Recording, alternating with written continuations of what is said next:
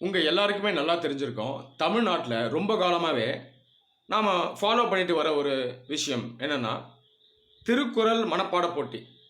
மாணவர்கள், பிள்ளைகள் திருக்குறளை மனப்பாடம் பண்ணி சொன்னாங்கன்னா நம்ம பிரைஸ் தருவோம். ஆமாவா இல்லையா? இப்போ கூட இது ரெகுலராக நடக்குது. உதாரணத்துக்கு ஸ்கூல் பசங்க 1330 குறளையும் மனப்பாடம் பண்ணாங்கன்னா நம்ம பிரைஸ் தருவோம். இல்லையா? சரி, இந்த மாதிரி ஒரு சிஸ்டம் கரெக்டாக இல்லையா?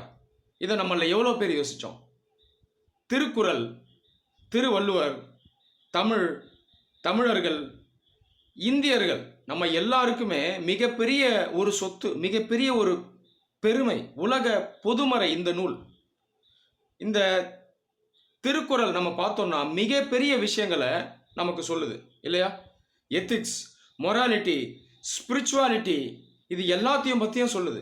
ஒரு மனிதன் எப்படி வாழ வேண்டும் அப்படிங்கிறத சொல்லுது. ரேஷனாலிட்டி பற்றி சொல்லுது. திருவள்ளுவரே என்ன சொல்றாரு? ஒரு மனிதன் சிந்திக்க வேண்டும், அவனுடைய அறிவை வச்சு அவன் சிந்திக்கணும்னு சொல்றாரு, செயல்படணும்னு சொல்றாரு, ஆக்ஷன்ல அவன் காட்டணும்னு அவர் சொல்றாரு. வாய் வார்த்தை மட்டும் பத்தாது.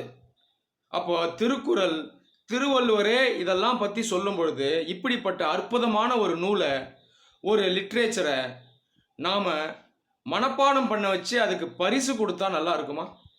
என்னை பொறுத்த வரைக்கும் இந்த மனப்பாட போட்டிங்கிறத விட்டுறணும்.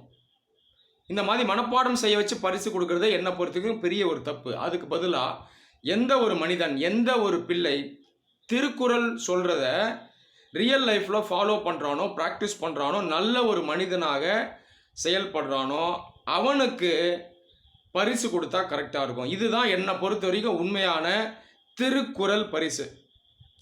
நான் சொல்கிற இந்த விஷயத்த நீங்களும் சரி அப்படின்னு ஃபீல் பண்ணிங்கன்னா இது சம்பந்தமான அவேர்னஸை மற்றவங்க மத்தியிலையும் உண்டாக்குங்க. நன்றி.